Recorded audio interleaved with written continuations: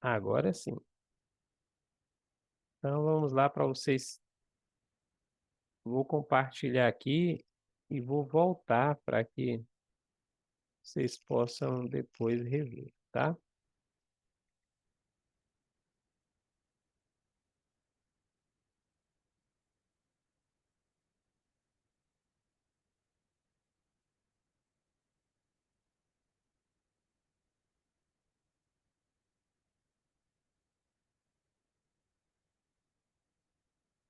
Então, a martiologia é a doutrina do pecado.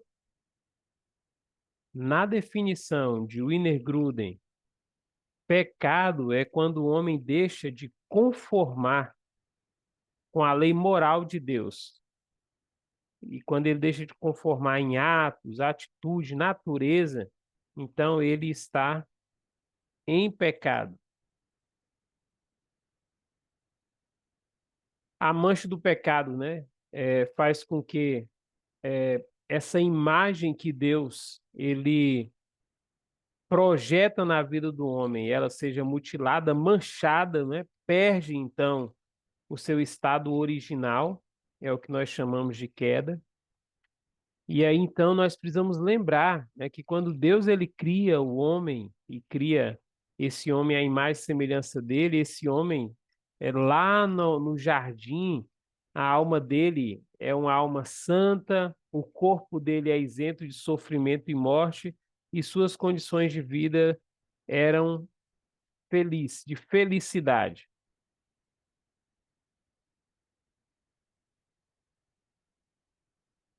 No entanto, a queda trouxe a perda da inocência original e da integridade moral, né? Essa inocência aqui original não é que o homem ele não tem conhecimento do que é certo e do que é errado, né? Ele tem conhecimento, ele não vivencia o que é o errado na prática. Lembra que eu falei para vocês, né? Porque às vezes a gente pensa assim, quando fala assim que o homem era inocente, não, ele não tinha conhecimento de nada, não é? Não, ele tinha conhecimento porque Deus conversava com ele como pai amoroso e Deus ensinava o seu filho o que é certo e o que é errado, né? E o que nós temos, né, de mais interessante nessa questão de certo e errado é que o certo é fazer aquilo que o pai amoroso ensina. O errado é deixar de fazer o que o pai amoroso ensina para fazer aquilo que o pai amoroso proibiu, disse não faça. Então, esse é o errado, esse é o mal, né? Ah, então, a queda trouxe a perda da inocência original e da integridade moral, a morte física e o sofrimento. No momento em que o homem deixou de ouvir a voz de Deus para ouvir outra voz, perdeu a perfeição, deixando toda a criação em pânico, né? Então, os animais reagindo de forma feroz, né? A própria natureza geme e suporta né, a angústia até agora, e está escrito em Romanos que a natureza está na expectativa, aguardando o dia da redenção. Quando os filhos de Deus forem redimidos, então a própria natureza que foi colocada em um cativeiro por causa da desobediência, ela também será liberta. Contudo, embora o homem não mais seja perfeito, continua sendo criação de Deus, trazendo sua imagem. A semelhança foi mutilada, mas não completamente, não é perdida. O homem continua tendo algo em comum com Deus. E é exatamente isso que lhe dá dignidade e grandeza, né? Lembra que nós já mencionamos sobre isso, que a queda vai trazer essa mancha, essa perda, né? É, de toda essa vida que Deus ele transmite para o homem, porém o homem continua sendo imagem de Deus, e esse homem não somente, né, aqueles que aproximam de Cristo, mas toda a raça humana ainda carrega em si, né, essa semelhança do Criador, e Deus graciosamente abençoa todo homem, né? Ainda mantendo na vida dele esses aspectos que nós estudamos, né? De um ser moral, de um ser inteligente, de um ser criador, né? Quer seja ele conhecedor e obediente a Deus ou não. Eu coloquei aqui a origem do pecado e coloquei uma interrogação, porque assim existe alguns estudiosos que vão identificar nesses dois textos que nós vamos ler agora a origem do pecado não na esfera terrena, mas na esfera angelical. Alguns vão dizer que parece, mas não é. O texto não está querendo falar do anjo que caiu, né? Outros vão dizer o seguinte: olha, o texto ele tem uma finalidade, falar do rei da Babilônia e do julgamento de Deus para com o rei da Babilônia. Porém, nós podemos identificar nesse texto, né, alguns estudiosos vão dizer, aquilo que nós chamamos de tipologia. Existe um tipo aqui de um ser, né, que se rebelou, que deixou o orgulho entrar em seu coração e que por causa disso também veio a queda. Então, alguns vão dizer, olha, Nabucodonosor é um tipo do anjo que foi criado perfeito, mas que também se deixou levar pelo orgulho e foi precipitado do céu. Olha o que diz o texto de Ezequiel, depois vocês podem ler com mais calma, né, todo o texto, todo o contexto para vocês procurar entender melhor. O texto diz assim: você era inculpável em seus caminhos desde o dia em que foi criado, até que se achou maldade em você. Isso aqui é interessante, né? Porque está falando que esse ser aqui, né, que pode ser um homem, mas quando usa essa palavra, né, inculpável, não tem culpa nenhuma, já sai dessa esfera humana, porque na esfera humana, né, desde que o pecado vai entrar, né, o homem ele tem uma culpa. Então você era inculpável, né? Ah, pode estar fazendo alusão a Adão antes da queda, mas talvez o que mais assemelha aqui é fazendo alusão a esse ser angelical, até que achou maldade em você. Então a maldade é encontrada nesse ser. E aí, esse texto de Isaías, que nós poderíamos dizer que ele é complementar, vai dizer assim: você que dizia no seu coração, subirei aos céus, erguerei o meu trono acima das estrelas de Deus, eu me assentarei no monte da Assembleia, no ponto mais elevado do Monte Santo. Subirei mais alto que as mais altas nuvens, serei como o Altíssimo, né? E aí Isaías vai dizer, né, que por isso o Senhor então o precipitará, o lançará fora. Então, se nós pegarmos essa linha de pensamento que esse texto está fazendo alusão a esse anjo, né, que era perfeito, então nós temos aqui a origem do pecado não na terra, mas a origem do pecado exatamente no lugar aonde deveria não ter probabilidade nenhuma, mas tinha probabilidade de um ser criado por Deus, livre, poder se rebelar contra esse Criador e agora cair em pecado, né? Deixar de ouvir a voz do seu Criador e ouvir a voz do seu próprio ser, do seu orgulho, dizendo: olha, eu serei como o Altíssimo, eu vou estabelecer meu trono nos mais altos, nas alturas e vou ser semelhante ao Altíssimo. Se nós pegarmos aqui, então nós temos o cerne daquilo que é pecado, é exatamente essa rebelião do coração humano contra a vontade estabelecida por Deus, né? Contra a vontade moral estabelecida por Deus. Qual o erro que nós não podemos cometer quando nós estamos pensando sobre pecado e que existe uma linha de pensamento que comete? que é chamada de dualismo, né? Então, o dualismo ensina que existe no universo um poder maligno que existe eternamente, semelhante ou igual ao poder de Deus. Assim acredita na existência de dois poderes supremos no universo. Então, o dualismo ele vai acreditar que não existe somente Deus que é o ser bom, mas que sempre existiu um ser que é mal e um ser também que é poderoso, é mal, mas é poderoso, e que esses dois seres sempre existiram em um confronto entre o bem e o mal, né? Não é isso que a Bíblia ensina. A Bíblia não ensina que o mal ele sempre existiu. O que a Bíblia nos ensina é que Deus ele cria tudo bom, né? Então Deus cria todos os astros celestiais, bom, perfeito.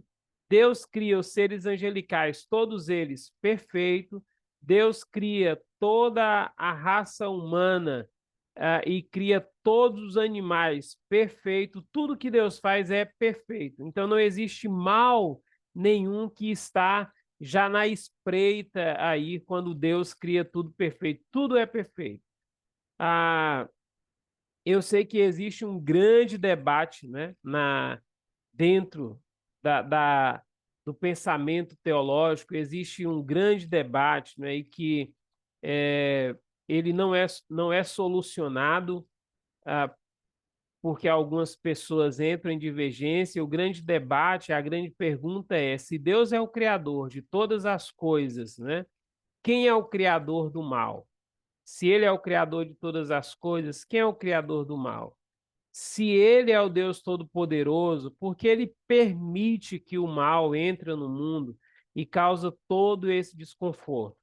Ah, o pensamento cristão ortodoxo está naquilo que nós chamamos de soberania de Deus e responsabilidade humana. Eu creio que vocês já ouviram falar sobre esse assunto, né? E o que então que é compreendido, né? Ou pelo menos conversado, porque nem sempre é tão lógico, né? A ponto de dizer, ó, oh, agora eu compreendi, agora está tudo claro na minha mente, né? O que existe é que Deus ele é soberano, ele cria todas as coisas, tudo que Deus cria é bom, mas Deus cria um ser também que ele é livre com responsabilidade. E esse ser que é livre, ele tem tanto a possibilidade de continuar na sua liberdade, amando esse Deus e obedecendo esse Deus, como ele tem a possibilidade de se rebelar contra esse Deus. E uma vez que ele se rebela contra esse Deus, então ele dá origem ao que nós chamamos de pecado, tá? Essa é a melhor compreensão bíblica. Há dentro da Bíblia o que nós chamamos, né, de ponto, de atrito, existe em vários aspectos, né? A Bíblia ela lida com isso naturalmente. Então a Bíblia ela não traz um pensamento lógico e diz assim, olha, aqui encaixa tudo direitinho, não. Ela sempre trabalha com essas ideias que parecem, né, um atrito entre uma e outra, mas elas estão convivendo ali. Então, dentro da soberania de Deus, Deus cria tudo perfeito, né? Só que dentro da soberania de Deus, Deus também permite que o mal entre no mundo. Não é que Deus ele não permitiu ou que não estava nos planos de Deus que o mal iria entrar, estavam nos planos de Deus, Deus permite, mas Deus ele não é responsável pelo mal que nós chamamos de mal moral. Lembra que Tiago, ele diz assim, eu quero ler para vocês, para nós termos uma base bíblica aqui. Abra comigo em Tiago, capítulo 1.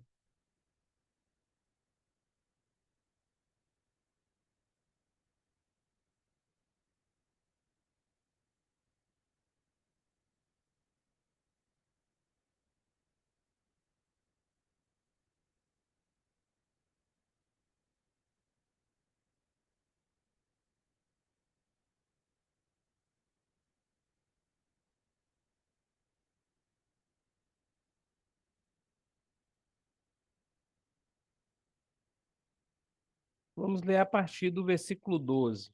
12. Feliz é o homem que persevera na provação, porque depois de aprovado receberá a coroa da vida, que Deus prometeu aos que o amam. Quando alguém for tentado, jamais deverá dizer: estou sendo tentado por Deus, pois Deus não pode ser tentado pelo mal. E a ninguém tenta. Cada um, porém, é tentado pelo próprio mau desejo, sendo por este arrastado e seduzido. Então, esse desejo, tendo concebido, dá luz o pecado, e o pecado, após ter sido consumado, gera a morte.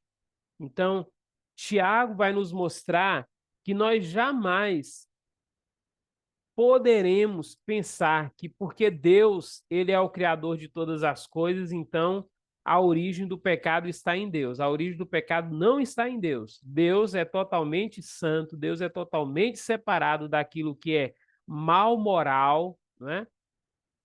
Mas Tiago vai deixar bem claro que o pecado, ele entra na nossa vida quando nós damos luz às nossas paixões, né? Quando nós fazemos isso, quando nós somos tomados pelas nossas paixões, então nós damos luz ao pecado, e o pecado, uma vez consumado, e lembra que essa consumação, ela pode ser em atos, mas ela pode ser também em pensamentos. É por isso que na lei de Deus, na lei agora, né, dos mandamentos, Deus tanto vai proibir a prática de algumas coisas, mas também ele vai proibir o pensar em algumas coisas, né? Então, quando ali está assim, olha, não cobiça a mulher do teu próximo, não cobiça o animal do teu próximo, e aí, então, essa cobiça aí não está na esfera de tomar posse, mas ainda está nos nossos pensamentos. É por isso que Jesus, quando ele chega agora no Sermão do Monte, ele vai dizer assim: olha, se uma pessoa olhar para uma mulher, né, e ele está falando aqui do adultério, se um homem olhar para uma mulher e ter um pensamento impuro na sua mente, ele já cometeu esse adultério, né? Então, pecado tem a ver com a prática, nós vamos ver daqui a pouquinho, mas também tem a ver com essa questão dos pensamentos, né? Ah, mas tudo isso dá luz em nós mesmos, assim como na esfera angelical, o pecado entra na vida dos seres angelicais, porque eles dão luz, né, no seu coração, no seu pensamento, e toma forma isso. Na esfera humana também o pecado ele passa a existir e ele é consumado quando nós, na nossa mente ou nas nossas atitudes ou nas nossas omissões, nós então praticamos aquilo que Deus proibiu ou aquilo que Deus disse que nós deveríamos fazer quando é uma omissão. Então, o dualismo, ele jamais pode ser um pensamento adotado pelo cristão. Existe apenas um Deus criador de tudo que é bom, mas pecado entra no mundo exatamente porque Deus cria esse homem livre e ele tem agora a possibilidade de ouvir a voz de Deus, de amar esse Deus, de obedecer esse Deus, mas ele tem também a possibilidade de virar as costas para esse Deus e fazer as coisas conforme a vontade dele, e aí então nasce o pecado, né? O grande debate dos teólogos é se Deus criasse o homem e não colocasse no jardim uma árvore que ele pudesse colocar limites, dizendo assim: olha, desse fruto você não come, o homem jamais compreenderia Deus como um ser amoroso que o deixa em liberdade. O homem sempre olharia para Deus com o olhar de alguém que o criou, mas o criou colocando todos os limites, dizendo: daqui você não passa. Então, esse homem jamais amaria esse Deus com a sua própria vontade. Ele seria coagido a amar esse Deus. Esse é o pensamento. Então, Deus deixa quando ele cria tantos seres angelicais, inteligentes e morais, ele cria sabendo que esse ser tem essa possibilidade de se autoafirmar como um ser obediente a Deus, assim como fizeram, né? Uma grande parte dos anjos, como também ele tem a possibilidade de dizer não à vontade de Deus e seguir a sua própria vontade e dar origem, então, ao pecado. Tá bom? Então, olha, portanto, assim como por um só homem entrou o pecado no mundo, e pelo pecado a morte, e assim também a morte passou a todos os homens, porque todos pecaram, tá? Guarda esse versículo, porque aqui nós temos a base daquilo que nós vamos olhar daqui a pouquinho, que é chamado de pecado herdado. Pecado que nós herdamos mesmo sem ter praticado esse pecado individualmente, nós carregamos esse pecado na pessoa do nosso representante legal, Adão. Eu gosto sempre de trazer a confissão de Westminster, porque ela nos mostra, né, exatamente aquilo que algumas pessoas estudiosos debruçaram, né, pensando sobre esse assunto e fizeram, então, uma síntese. Se nós pegarmos aqui, nesses poucos slides, nós temos uma síntese de tudo aquilo que é a martiologia. Então, olha o que eles dizem. Por este pecado, eles decaíram da sua retidão original e da comunhão com Deus, e assim tornaram mortos em pecados e inteiramente corrompidos em todas as suas faculdades e partes do corpo e da alma. Tá? Então, uma vez que o homem cai, ele cai desse seu posto original, e agora o pecado traz, então, uma deformação em todas as faculdades, em todas as partes desse ser, tanto a parte material como imaterial. Lembra que nós estudamos que uma linha de pensamento falando em tricotomia, vocês lembram que eu mencionei isso, né? Que dentro de tricotomia, alguns acreditavam que essa parte que é o espírito, ela é intocável, estava intocável, não foi contaminada pelo pecado, né? Mas a Bíblia vai dizer que o homem ele foi contaminado em todo o seu ser. Essa corrupção da natureza persiste durante esta vida, naqueles que são regenerados, então mesmo naqueles que nasceram de novo, essa corrupção ela permanece.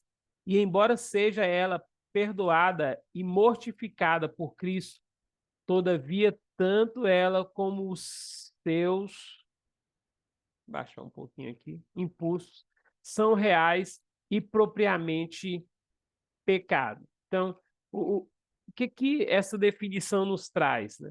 Apesar do homem receber a mortificação agora na pessoa de Cristo, né, dessa natureza, mesmo assim essa natureza ela persiste, né? E talvez seja por isso que Paulo vai chegar no capítulo 7 dizendo: eu sou um homem miserável, né? Porque eu quero fazer o bem, mas o mal continua aqui agindo em mim, né?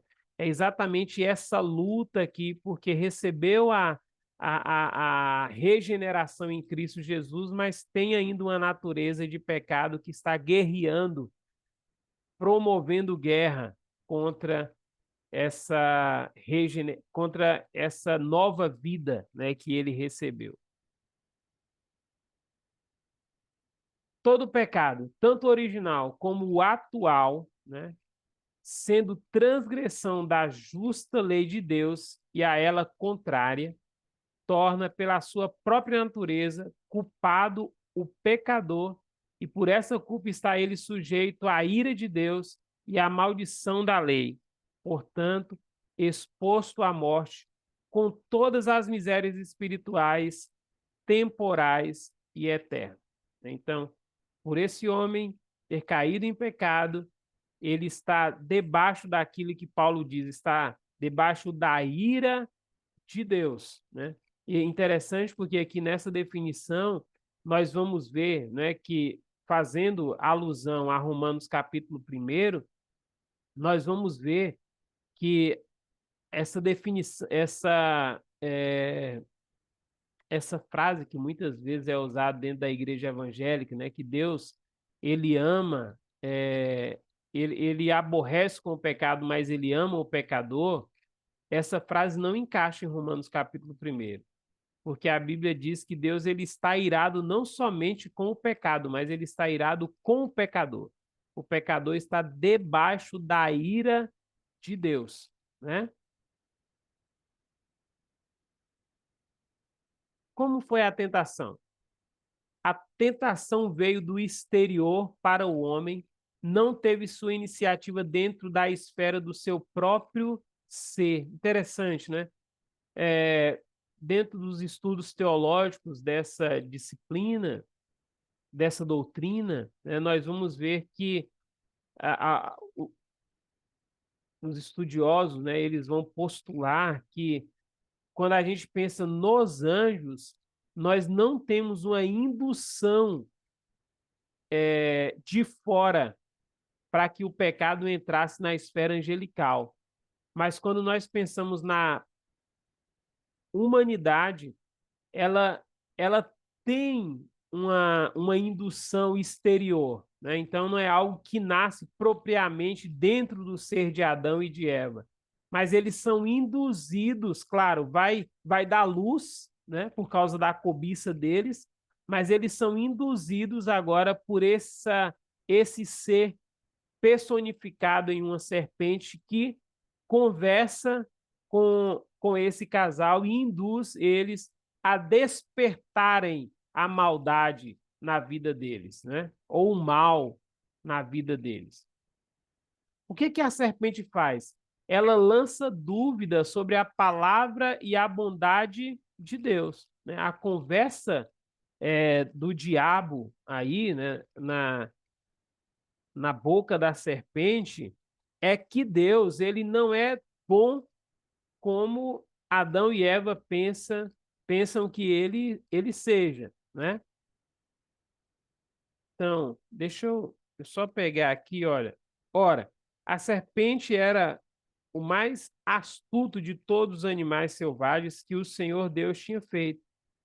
E ela perguntou à mulher: foi isso mesmo que Deus disse? Não comam de nenhum fruto das árvores do jardim? Ou seja, olha, Deus está privando vocês, né, de comerem daquilo que é bom. Então Deus não é tão bom assim como ele diz. Se ele fosse, ele não privaria vocês, ele deixaria vocês à vontade, né? E aí acusou Deus de mentiroso, porque disse: olha, ele disse que vocês vão morrer, mas eu digo para vocês, vocês não morrerão, né? E também de um Deus egoísta e invejoso, né? Egoísta porque Deus não quer que esse ser seja igual a ele, né? Interessante, né? Que o homem e a mulher já tinham plena convicção que eles foram criados à imagem e semelhança de Deus, né? Mas eles jamais poderiam ser como Deus. Uma coisa é a criação, outra coisa é o Criador, né? Eles tinham plena convicção disso. Mas a serpente agora lança isso no coração deles, né? Que Deus, ele é egoísta. Deus não quer que eles sejam como ele é, né? E aí, esse tentador, né? A serpente, ele vai desviar os olhos da mulher de todas as coisas boas que Deus fez e vai fazer com que Eva agora foque em apenas um aspecto, né? Deus ele cria todas as coisas, dá todas as frutas, né? Dá o governo sobre toda a criação, mas a mulher agora tem um único objetivo: focar naquele fruto que Deus disse você não deve comer. John. Agora, ô padre. Ô, ah, não. O padre pastor, né? Perdão, pastor. Oh, meu Deus, é que eu tenho um aluno que ele é padre, aí toda vez que eu vou chamar a atenção, eu chamo ele de padre, perdão. Ô, pastor, ô, gente, que vergonha. Ô, pastor, eu perdi até o rumo da conversa. É, eu tava vendo um vídeo. Ai, meu Deus, espera que eu realmente perdi o fio da conversa depois disso. Perdão, pastor.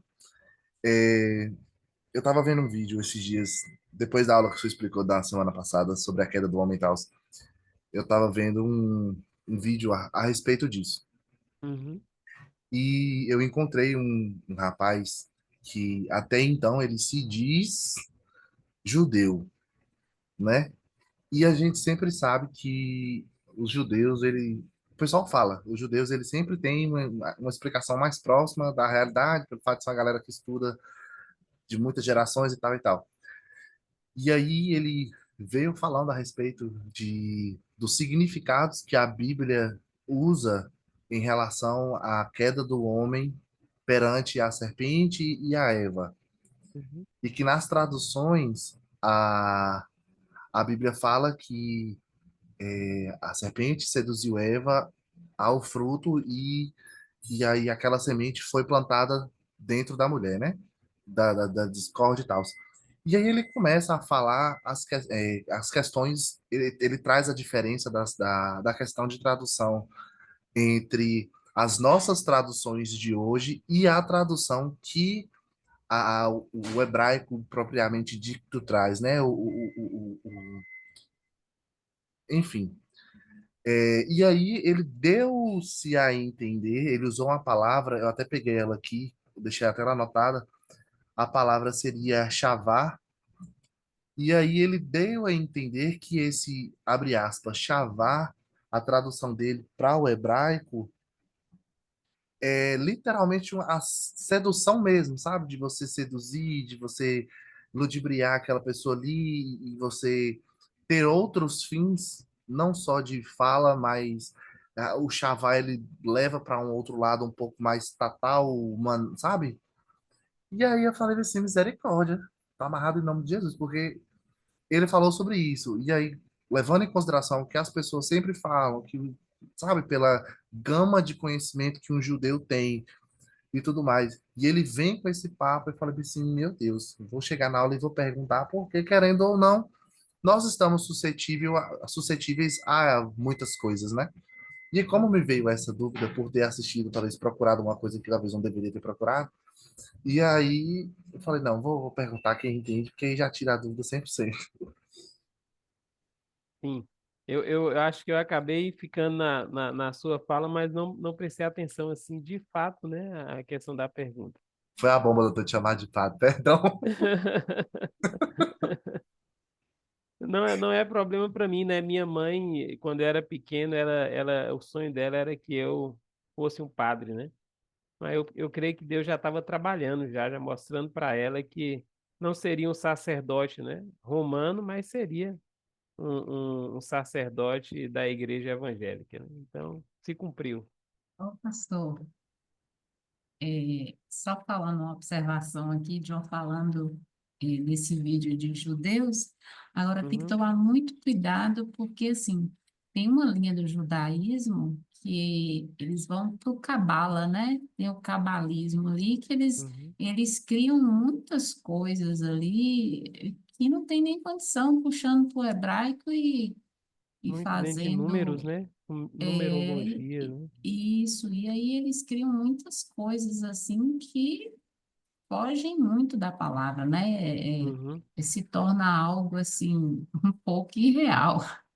Então tem que É, tomar muito cuidado com essa parte assim de buscar informações de judaísmo, porque tem muitos, principalmente em vídeos, assim, muitos judeus voltados a pegar, principalmente no Antigo Testamento, em uhum. textos que tem assim que dá para você ter um outro entendimento e eles vão ali e mudam a coisa. É verdade. Ainda mais Ô, quando professor, Ainda mais, já passa, pastor Clemente, ainda mais quando tá eles bem. têm essa prerrogativa, né, de que, por eles serem judeus, eles estão mais próximos do texto original, né, do hebraico, né, ali. Então, eu acho que é interessante. Eu até, claro, eu acho que a gente deve ouvir todo mundo com muito cuidado, né? Mas eu acho que quando a gente quiser aproximar, né, assim, talvez mais de um texto, de uma compreensão, né, mais correta, acho que a gente tem que classificar algumas pessoas, né? Eu diria que o Luiz Saião hoje é uma autoridade fantástica nessa área, né? Porque tem um conhecimento muito bom das línguas, né? Então, eu acho que ele sempre traz essa aproximação melhor, né? Tanto da questão do hebraico, mas dentro já dessa nossa visão cristã, né? Porque, assim, além do que Rose colocou aí, né? Muito voltado para essa questão de interpretações de números, né? Isso significa isso e aquilo e tal. Nós temos também, né, o judeu que acaba fazendo uma oposição ao cristianismo porque não acredita que Jesus é o Messias, né? Então, o Messias ainda está por vir, a não ser o judeu messiânico, né, que já tem essa compreensão. Eu Então, achei assim, eu acho. interessante porque os vídeos foram passando e foi caindo tudo certo o que o senhor estava falando. Uhum, E aí, do nada, entrou esse vídeo desse rapaz que era judeu. E como estava no modo aleatório, eu nem sim, me toquei, né? A tela estava grande lá, só foi passando. Aí do nada uhum. ele me solta uma dessa, eu olhei assim pra tela do meu computador e falei assim, que é isso? Entrei na Deep Web, não tô sabendo. E eu falei, não, sem cabimento um negócio desse. Pastor Clemilton, deixar participar É, aí para nós. é, a questão da a cultura judaica, principalmente do Cabala, como a nossa irmã falou aí, o Cabalá, né? Eles são muito, entram muito pro lado do misticismo, né? Da tradição, né? É, da tradição escrita, que tem esqueci até o nome que dão lá, ao livro que eles têm, que é paralela ao, à Eu lei acho, lá, e eu acho que é o Shema, né? é, é, tem outro nome também, que também é usado lá em outras línguas também, em outros povos também. Uhum, É a tradução da tradição para a escrita. Então, eles usam muito a questão da tradição judaica. E eles se embaraçam bastante, né? Que eles acreditam até em reencarnação, tem uma linhagem que acredita em reencarnação, outra linhagem acredita eles são muito voltados também, generalizando, não estou generalizando, mas muitos deles são muito materialistas, né? Eles acreditam pouco na ação de Deus e mais na ação, né? Como o senhor falou aí, que eles acreditam muito de ser um povo escolhido, então eles têm carta branca para fazer, né? Para atuar, para negociar e fazer, né?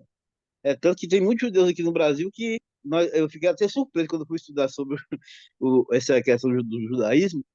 Aqui tem muitos judeus famosos no Brasil que não se declaram judeus, porém são judeus, são pessoas de alto nível, grandes empresários, né, multimilionários aí no Brasil, que são judeus, porém não declaram, mas faz parte essa elite judaica, né? uhum, Então, assim, é muito bom a gente estudar para a gente entender. Porém, a gente tem que separar, né, fazer a separação aí do que bate com aquilo que Cristo ensinou e daquilo que vem contra os ensinamentos de Cristo. É só uma observação que eu ia fazer, ok? obrigado, pastor. Gente, então tá, vou andar um pouquinho aqui mais, tá? Ah, então, lembra que eu falei assim, olha, guarda aí Romanos capítulo 5, né? Porque ali nós temos então essa declaração de Paulo, né? Todos pecaram, estão instituídos, né? Afastados de Deus. Então, dentro da martiologia, né? Nós temos então essa terminologia que é pecado herdado, né?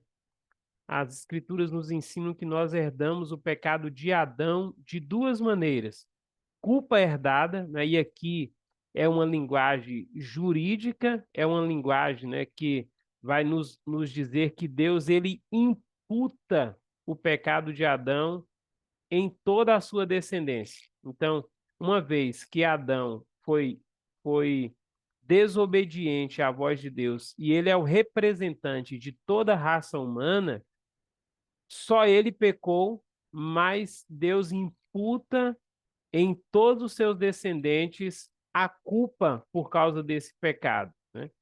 É por isso que nós, uma vez, né, que Deus ele imputa a toda a raça humana, nós vamos então ter agora o que é chamado de corrupção herdada, né? Temos uma natureza herdada por causa do pecado. E nós temos uma natureza que nós herdamos, que é pecaminosa, desde a concepção, né? Davi que vai nos falar sobre isso no Salmo 51. Ele vai dizer assim: em pecado me concebeu a minha mãe, né?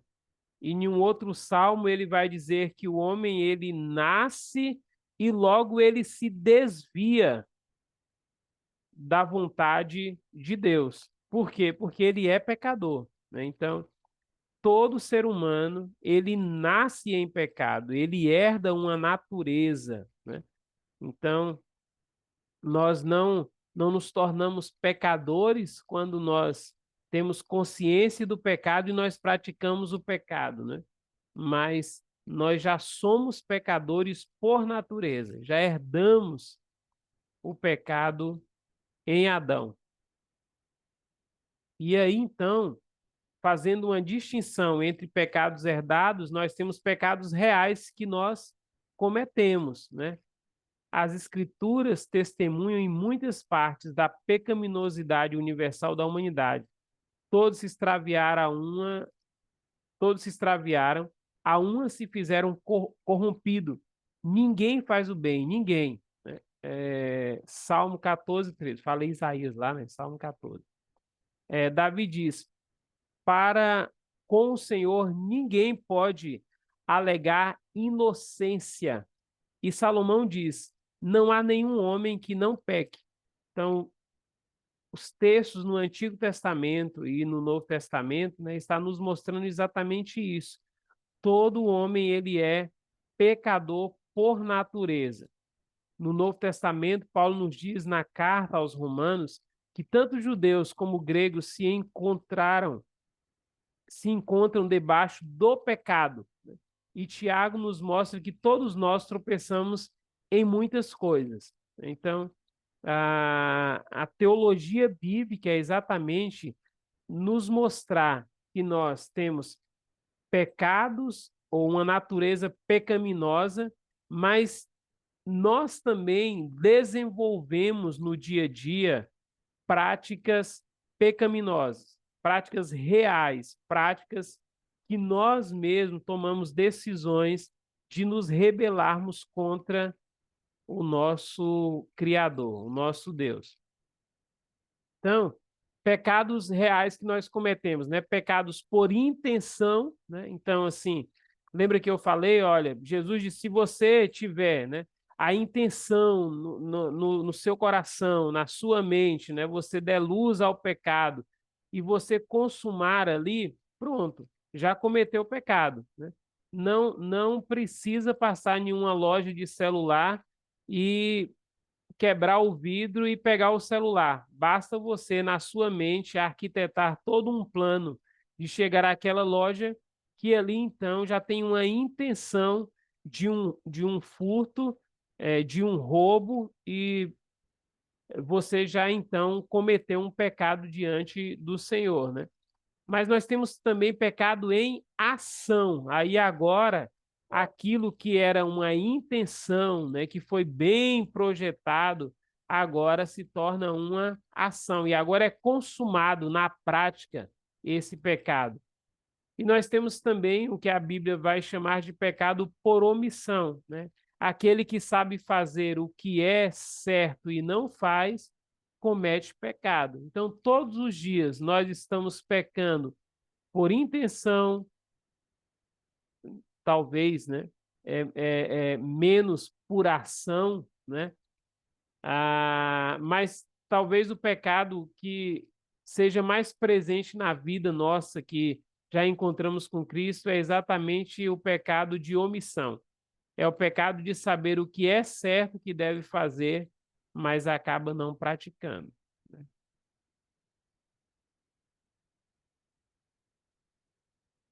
Vou andar mais um pouquinho para a gente dar um intervalo, tá bom? Qual era o ensino de Pelágio? 383, já da nossa era cristã. Ele ensinava que Deus responsabiliza o homem só pelas coisas que este é capaz de fazer. Logo, como Deus nos exorta a fazer o bem, temos necessariamente a capacidade de fazer o bem que Deus exige.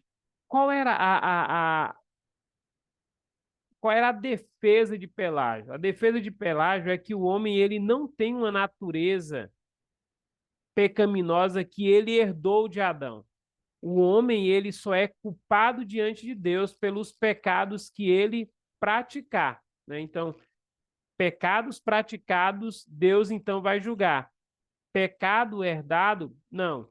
Então, isso na mentalidade de Pelágio, uma pessoa ela poderia, né, ficar muito tempo sem praticar pecado, ser uma pessoa pura, porque ela não herdou uma natureza pecaminosa. Ela só vai se tornar pecadora a partir do momento em que ela fizer algum ato, né, que vá contra a lei moral de Deus. Então, ela agora se torna pecadora e ela, então, é culpada por esse pecado, né? Mas nós já vimos anteriormente, né, em todos os textos que nós lemos, que Davi, Paulo, Tiago, João, todos eles vão nos mostrar que o homem ele é pecador por natureza e que diante de Deus ele é culpado, né? Mesmo se ele não cometer nada, ele é culpado diante de Deus, porque ele já tem uma natureza que ele herdou que é pecadora.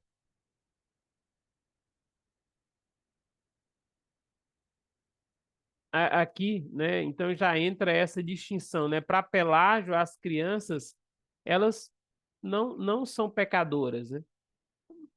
Para nós, a criança ela é pecadora. Ela já nasce em pecado, ela já foi concebida em pecado. Ela já foi desenvolvida lá no ventre da mãe em pecado. E aí, então, claro, aqui nós já estamos entrando um pouquinho só naquilo que nós vamos pensar mais detalhadamente, né, quando nós chegarmos em soteriologia, que é a doutrina da salvação. Mas o que nós pensamos aqui? As crianças não são salvas por seus próprios méritos, né? Não é porque uma criança ela não tem pecado, igual algumas pessoas, né, questionam e dizem assim, olha, ela tinha só 2 aninhos e morreu, ela é salva ou não? Olha, se ela é salva ou não, nós não sabemos, né? Agora, uma coisa nós sabemos, se ela é salva, não é baseado em ela não ter cometido pecado. Se ela é salva, é porque Deus, na graça dele, a salvou, né? Não é baseado na sua justiça e inocência, porque é uma criança. Só Deus pode fazer alguém que está morto nascer de novo. E aí o Wiener Gruden ele vai trazer um argumento, claro, é uma argumentação dentro de um texto bíblico. Ele vai dizer o seguinte, que Deus ele é poderoso para salvar uma criança ainda dentro do ventre da mãe. E ele vai então trazer João Batista. Ele vai dizer o seguinte, que João nasceu de novo antes de nascer. Por que ele diz que João Batista nasceu de novo antes de nascer? Porque João Batista ele foi cheio do Espírito Santo ainda no ventre da mãe dele.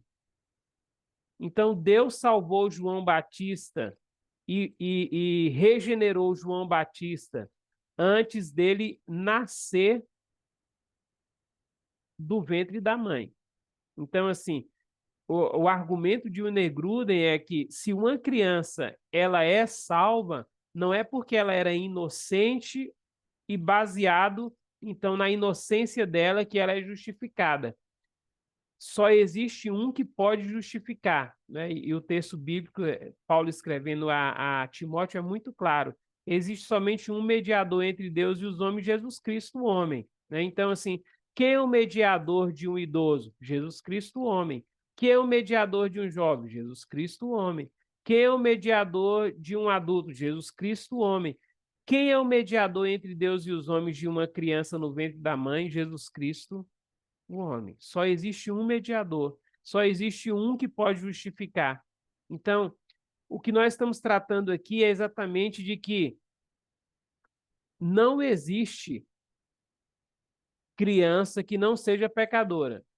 E se uma criança ela morre ainda na sua idade pequenina, né, na sua tenra idade, ela não é salva porque ela não tem pecado. Ela é salva porque Deus, que nós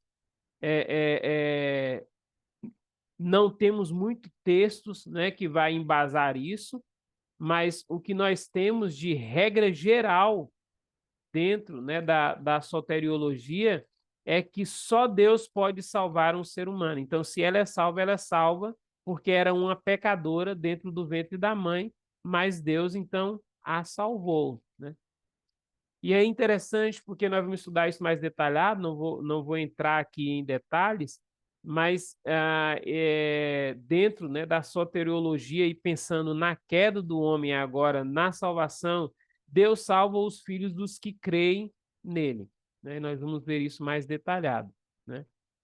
Deus salva porque Deus, ele tem um compromisso muito especial com aqueles que ele o chamou, então ele cuida também dos seus descendentes.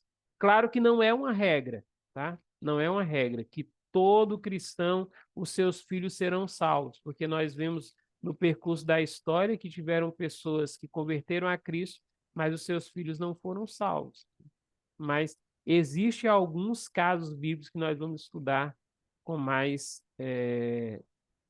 detalhes quando nós chegarmos em soteriologia. Gente, tudo bem até aí?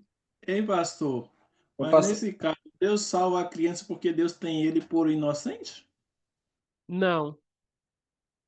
Deus salva a criança porque ele tem ele como culpado, né? Por isso que ele precisa de salvação, assim como o adulto precisa de salvação, mas na infinita graça de Deus, Deus o alcança, né? O que os teólogos, né, que vão falar sobre esse assunto, eles vão nos ensinar é que não é a forma, não sei se eu posso usar essa palavra, né? Costumeira ou ideal de Deus. Não é. É como se Deus estivesse saindo daquilo que é a regra, né? A salvação, ela vem na vida do ser humano porque o ser humano, ele tem consciência de que ele é pecador e que Cristo é o Salvador, então ele se rende ao senhorio de Cristo, né? Essa é a forma que Deus estabeleceu. Porém, quando está falando dessa questão, né, de salvação de uma criança dentro do ventre, né, que já que nem veio, né, viva do ventre da mãe, ou que nasceu e depois de 6 meses, 1 ano, 2 anos, ela partiu para a eternidade e ela então é salva, Deus a salvou de uma forma excepcional, mas foi uma salvação de um ser que é pecador. Talvez o ponto aqui que eu quero que fique mais fixo na nossa mente é: todos nós recebemos de Adão uma natureza pecaminosa. Então, não existe criança que seja inocente e pura. Toda criança é um pecador em potencial. Ele foi concebido em pecado, ele nasce em pecado e ele vai potencializar esse pecado na proporção que ele for crescendo. Talvez o ponto é esse aqui, tá Ô, bom? pastor, Sim? é,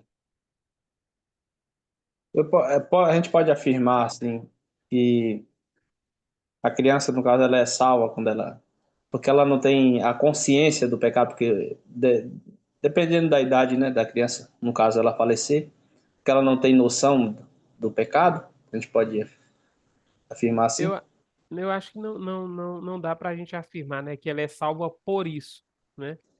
porque, como eu disse, o que a Bíblia vai nos ensinar é que todos nós, ainda que não temos consciência de pecado, né? Lembra que quando nós lemos Romanos capítulo 5, lá vai dizer que mesmo antes que fossem dado a lei, quem é que dá consciência de pecado para o ser humano? A lei, né? É a lei Uhum. que vai dizer, olha, se você roubar, você está cometendo pecado. Se você matar, você está cometendo Uma, pecado. uma Mas o pessoa texto, assim sim. que tem deficiência, algum tipo de deficiência mental, assim, Uhum. nasceu, viveu assim bastante tempo, mas ela age como criança. O senhor acredita que ela possa também ser salva? Então, eu acredito que ela possa ser salva assim como uma pessoa, né, que tem toda a saúde mental, ela é salva, né? Agora, a pessoa que tem saúde mental, ela tem essa capacidade de fazer todas essas De reflexões, né? discernir, né? E ser, então, alcançada por essa graça. Quando nós chegarmos em soteriologia, vocês vão perceber, né, que a graça de Deus é que é suficiente para alcançar qualquer pessoa, né? É suficiente a graça de Deus para alcançar uma pessoa que a gente fala, olha que pessoa boa, né? Parece tão inocente, é a graça de Deus.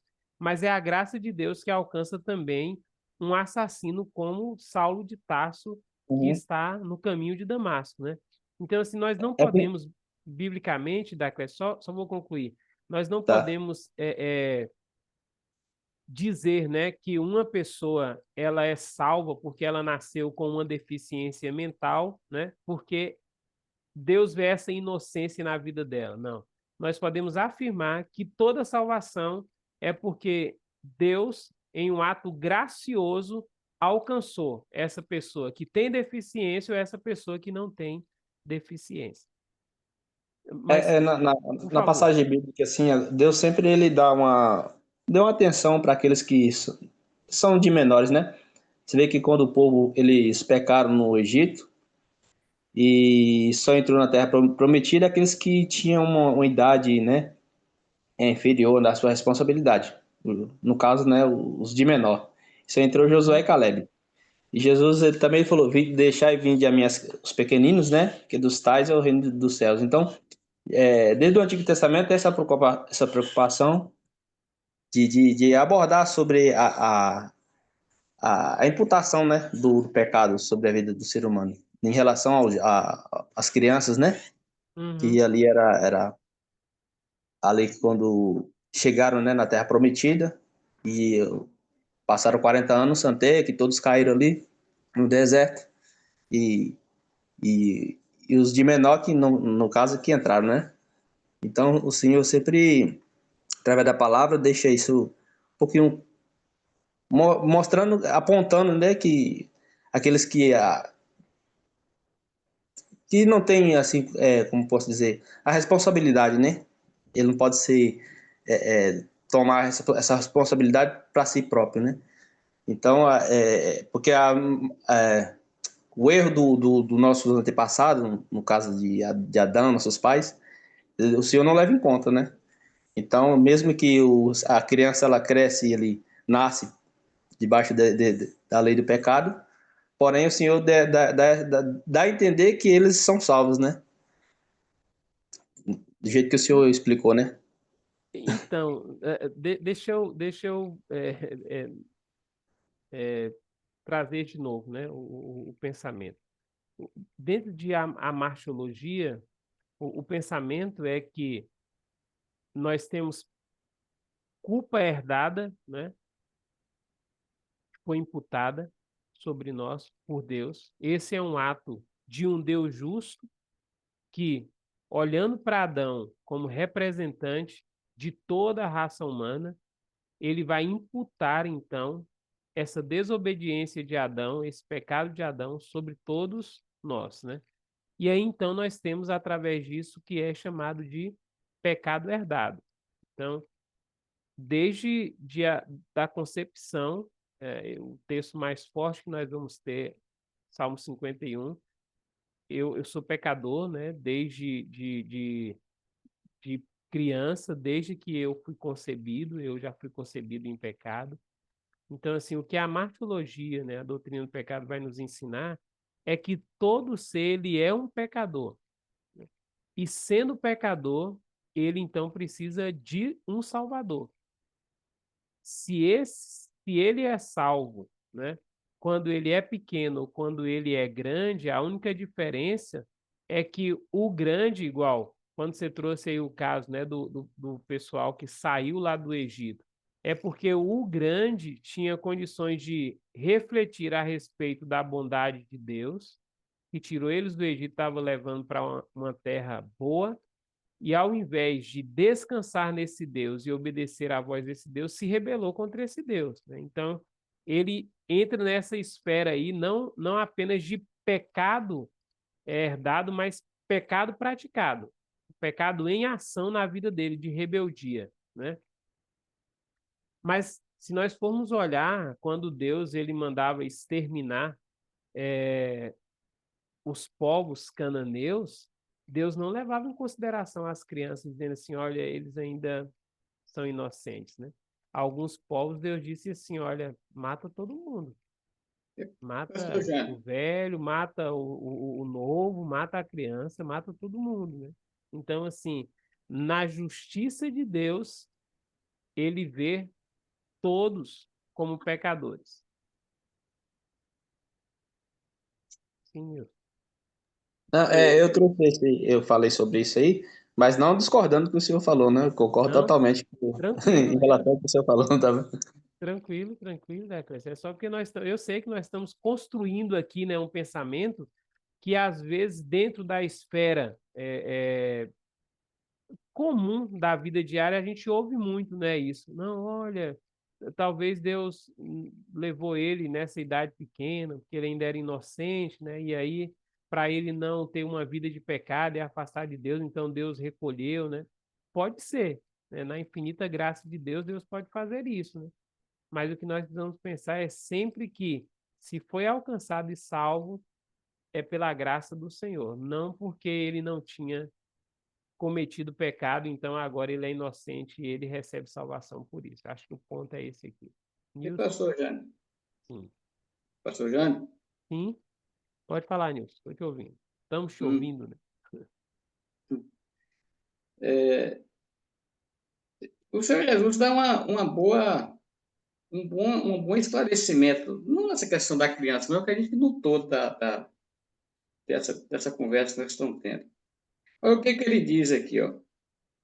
Pois do interior do coração dos homens, ele não disse do homem, dos homens, vêm os maus pensamentos, as imoralidades sexuais, os roubos, os homicídios, adultério. Então, a manifestação do pecado, ela surge porque o ser humano tem uma natureza pecaminosa.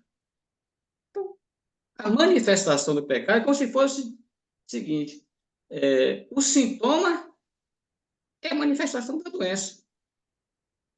Então, Jesus diz assim, Jesus está dizendo aqui, ó, pois do interior do coração dos homens, vem os maus pensamentos, adultério. Então, a manifestação do pecado só se manifesta porque o ser humano é um ser pecaminoso. Uhum, Então, não tem, o homem não é problemático de fora para dentro. A questão do homem é de dentro para fora. uhum, Então, o ser humano, tudo que se manifesta, essas manifestações que manifesta maligna do homem, manifesta porque ele é um ser caído, ele é uma natureza corrompida, ele é uma natureza decaída. Então não tem como você manifestar. Tanto é que aí, é por isso que eu fico lembrando aqui de Jesus. Jesus, quando lá no Sermão do Monte, ele diz: bem-aventurados são os pobres de espírito, porque deles é o reino dos céus. Então, por mais que eu não tenha manifestações pecaminosas públicas, escandalosa, que todo mundo vê, etc e tal, eu jamais posso imaginar que eu sou um camarada 100% diante de Deus. Porque uhum, a minha natureza é uma natureza caída.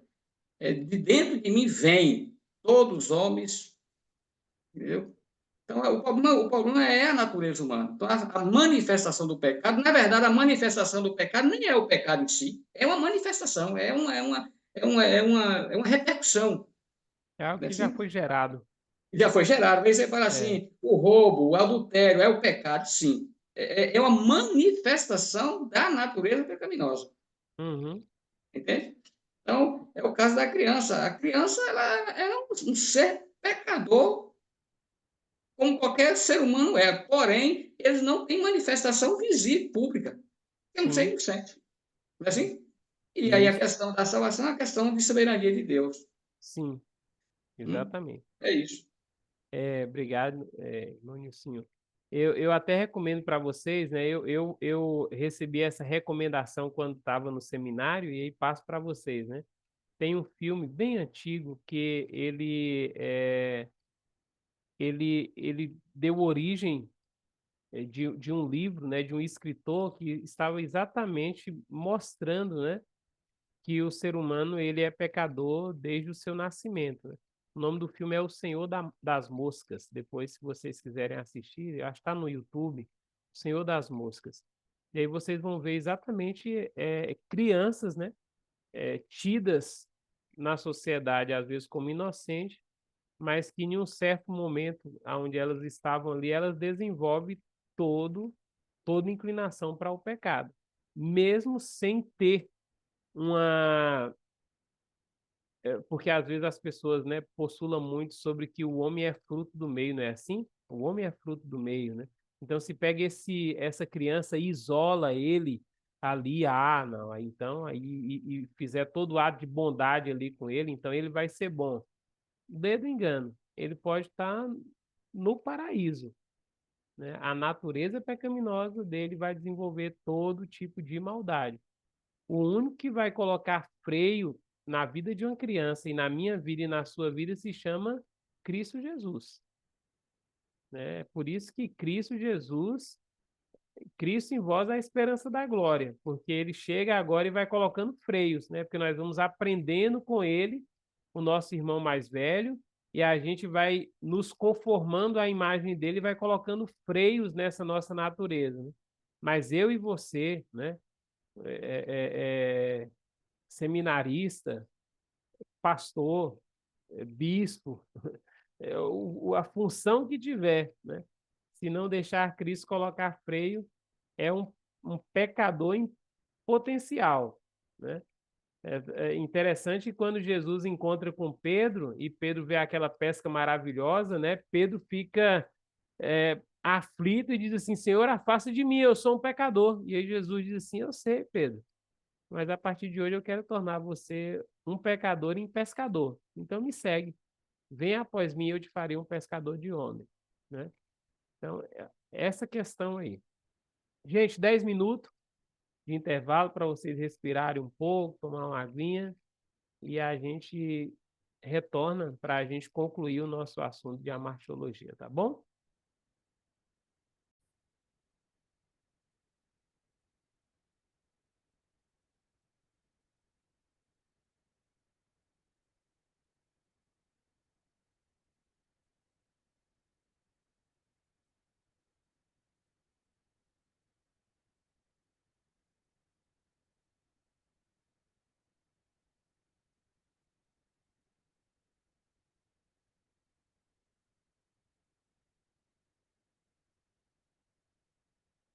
Nessa linha de pensamento, né, a respeito do pecado, a pergunta que vem é: alguns pecados, né, são piores do que outros? E aí nós precisamos pensar em duas direções, né? Essa culpa legal e consequência na vida e no relacionamento com Deus, né? O que é isso? Quando nós pensamos no tocante à nossa posição legal perante Deus, qualquer pecado, né, seja ele grande, pequeno, né, ah, torna-nos legalmente culpados perante Deus e, portanto, dignos de castigo eterno. Por isso que quando a gente fala de pecado, né, não existe pecadinho, pecadão. Pecado é desobedecer a lei de Deus, a lei moral de Deus, desse Deus que é santo, desse Deus que nos ensina, né, a viver uma vida correta, tudo que nós fizermos, então, legalmente estamos passivos, né, de recebermos, então, uma, uma punição por causa do nosso pecado. Então, esse é o ponto legal, né? Agora, por outro lado, alguns pecados são piores do que outros, pois trazem consequências mais danosas para nós, para os outros e no tocante ao nosso relacionamento pessoal com Deus Pai. Provoca desprazer e geram ruptura mais grave na nossa comunhão com Ele, né? Então, assim, quando a gente pensa, né, em alguns pecados, apesar, né, de legalmente estarmos sendo culpados diante de Deus, existem alguns pecados que as consequências são mais danosas, e isso traz, né, uma consequência tanto pessoal quanto nos nossos relacionamentos interpessoais, como no nosso relacionamento para com Deus, né? Lembra que quando Natan ele procura Davi, Natan mostra, né, que existia um desprazer de Deus com a vida de Davi naquele momento. Por quê? Porque Davi ele tinha recebido da parte de Deus, né, o reino. Natan chega falando sobre tudo isso com Davi. Olha, você era, estou parafraseando aqui, né, era insignificante. Quem tinha te visto? Ninguém.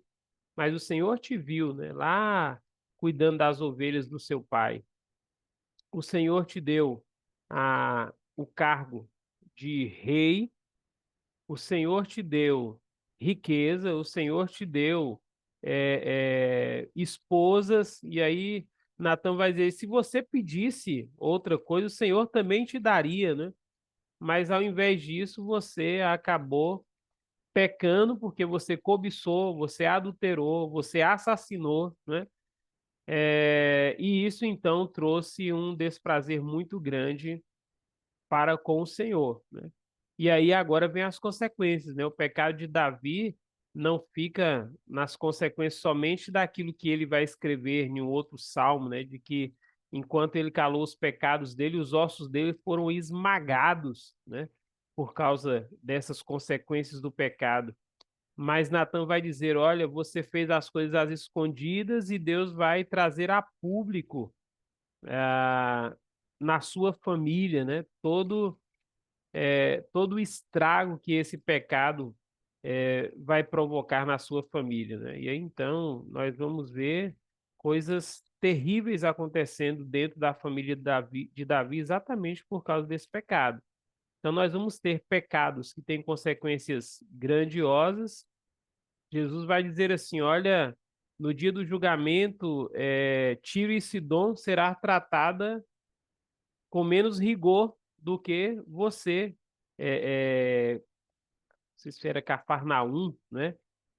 Então, assim, Jesus está dizendo que aquele ato, né, de não crer nele, que é cometer um pecado, ia trazer uma consequência muito grande, né?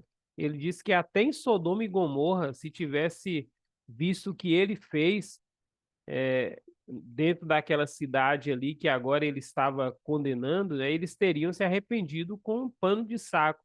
Então, existe uma consequência maior de alguns pecados. Porém, todo pecado é pecado e está, então, passivo, né, da correção do Senhor.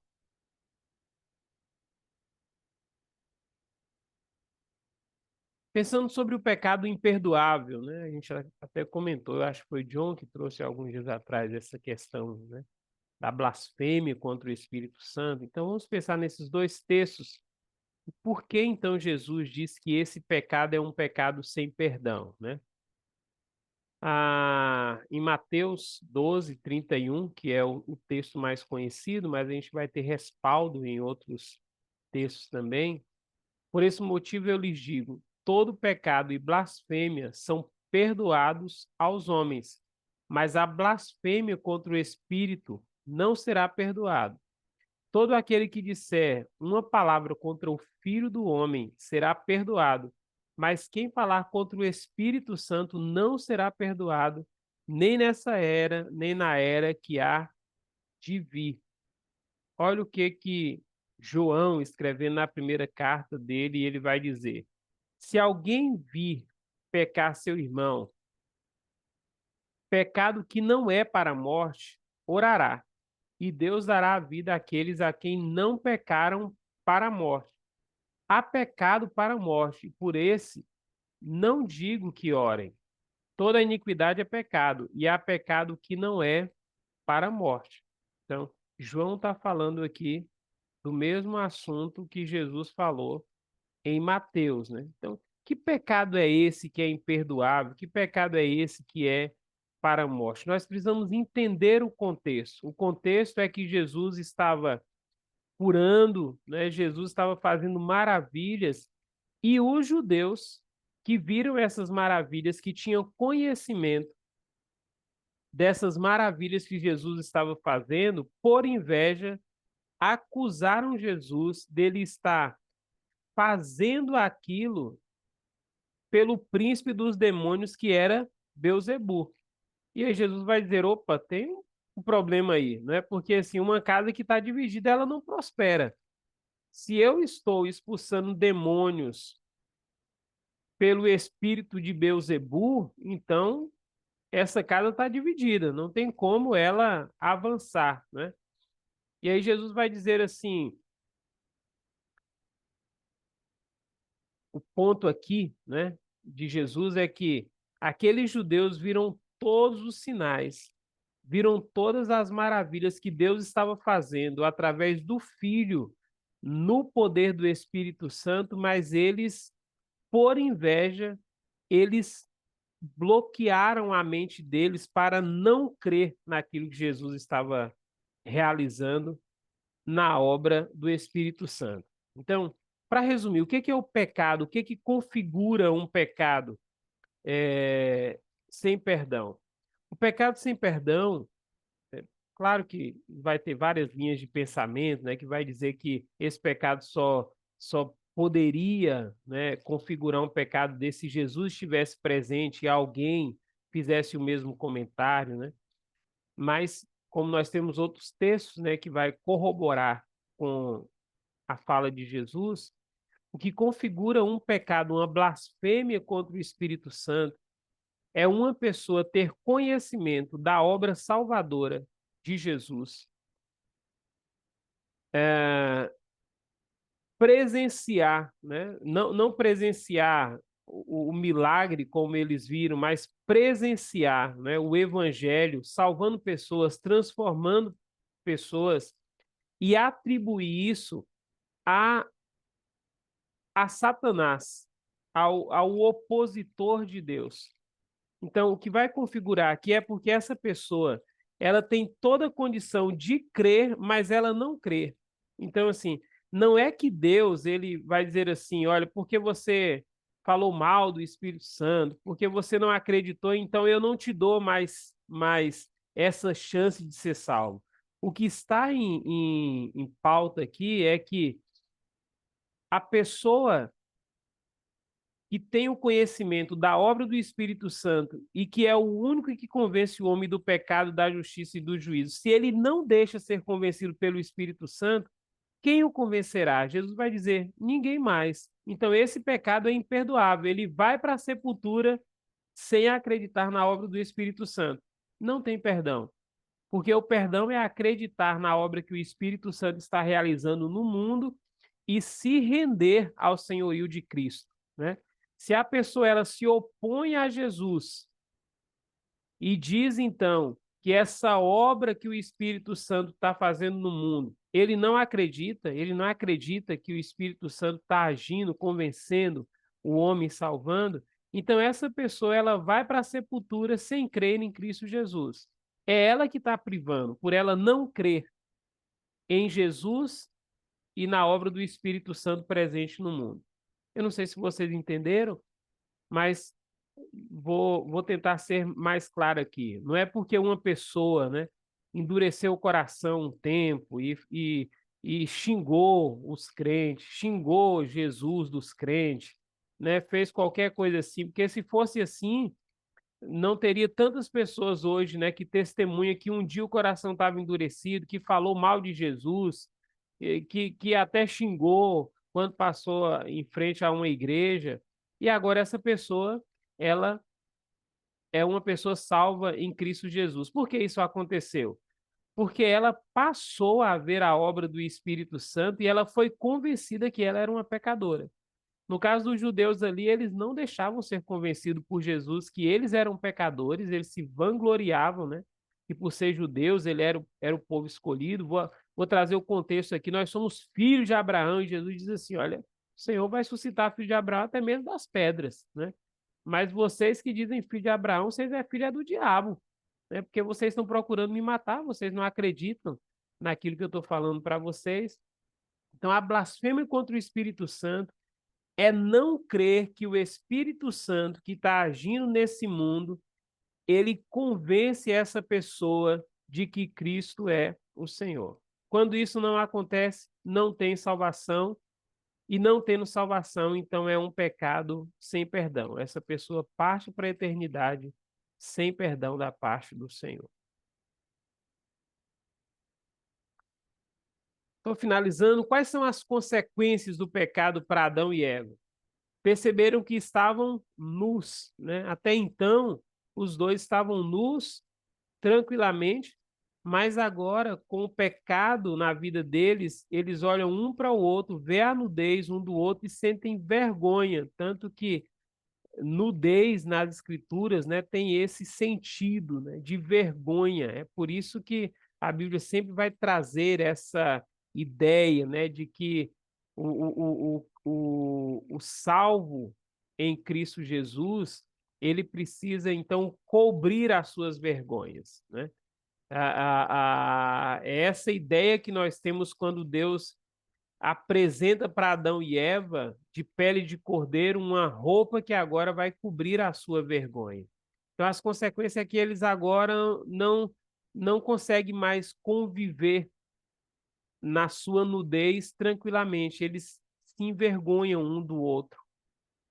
Passou a ver o outro como inimigo, né? Nós vamos ver isso quando eles passam agora a atribuir culpa um ao outro, né? E foram expulsos do jardim. Literalmente, eles foram expulsos do jardim. Qual é a consequência, né, do pecado para a descendência de Adão e Eva? É o que nós já conhecemos: morte espiritual. Talvez seja isso que talvez o engano ainda estava na mente de Adão e Eva, porque eles comeram do fruto, não morreram fisicamente, mas já estavam mortos espiritualmente, né? Mas para os descendentes, tanto para Adão e Eva quanto para nós, os descendentes, nós temos morte espiritual, morte física e morte eterna, né? Que é essa separação na eternidade da pessoa de Deus. E aqui, então, né, nós falamos que a consequência de Adão e Eva foi ser expulso do jardim, é o que nós chamamos de mal necessário, né?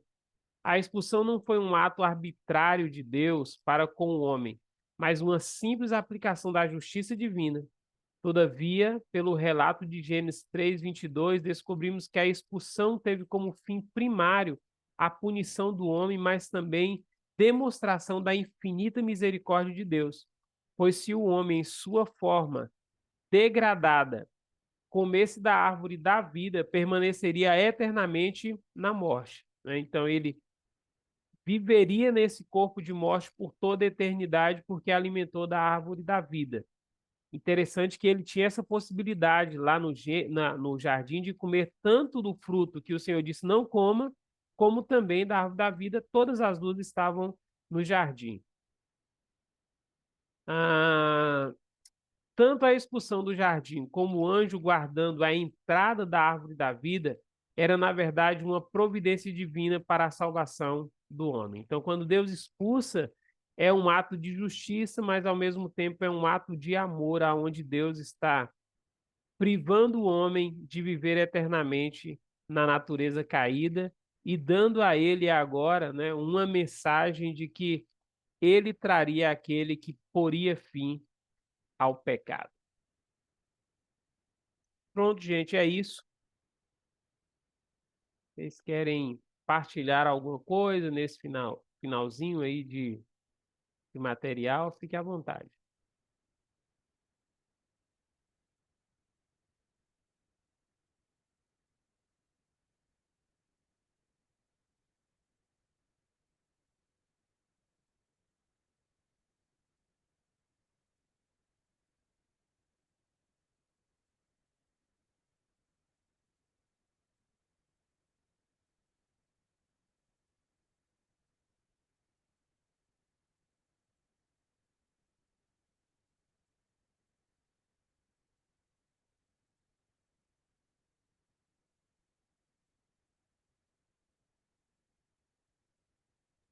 Então, pastor, essa matéria ficou bem explicada. A aula foi bem dinâmica, bem explicada. Algumas é, dúvidas, assim, não dúvidas, mas incertezas, né? Uhum. De alguns assuntos foram esclarecidos. Muito boa aula. Opa, que bom. Gratidão. Obrigado, pastor. Então, tudo ok? Posso finalizar por hoje?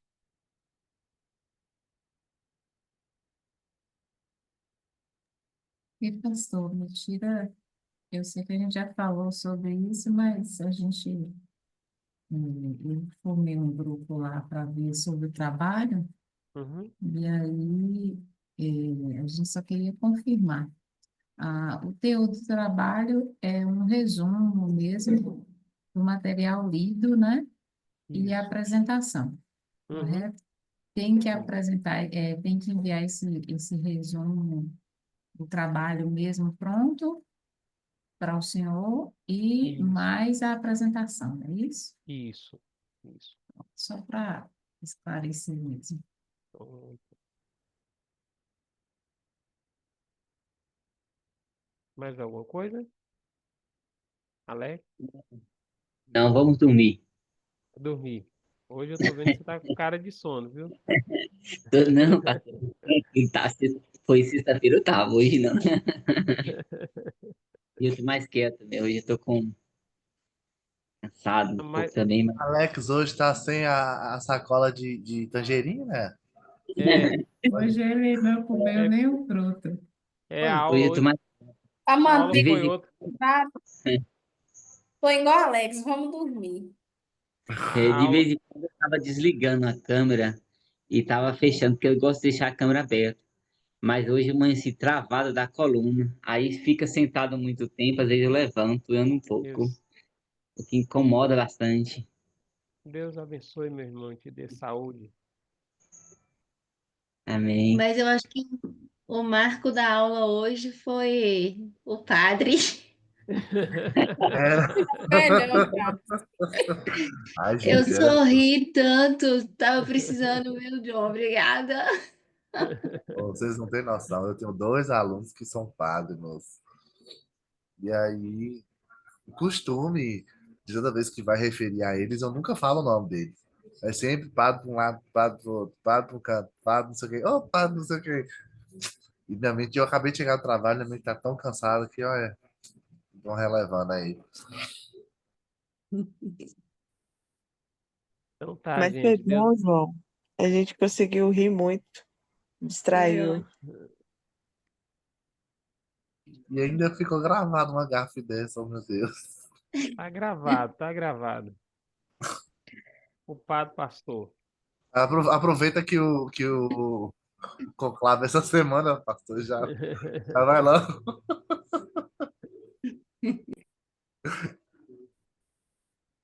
Um abraço, gente. Deus abençoe. Bom descanso para vocês, viu? Se o Amém, Senhor nos pastor. permitir, Obrigada. próxima Boa sexta. Amém. A paz a todos. noite. Deus abençoe. Bom descanso. Bom final de semana. Senhor, Amém. gente. A paz a Boa todos. noite, pessoal. Paz. Paz do Senhor a Paz do Deus todos. abençoe. Deus Boa abençoe. Boa Paz do noite. Senhor. Bom final Boa de noite. semana. A paz, irmãos. Tenham um Boa ótimo final de noite. semana. Bom final de semana.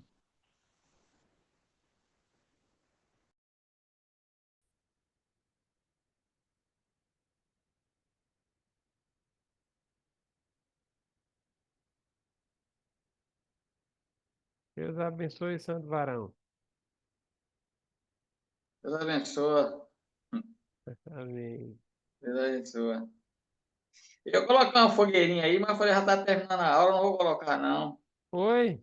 Eu ia colocar um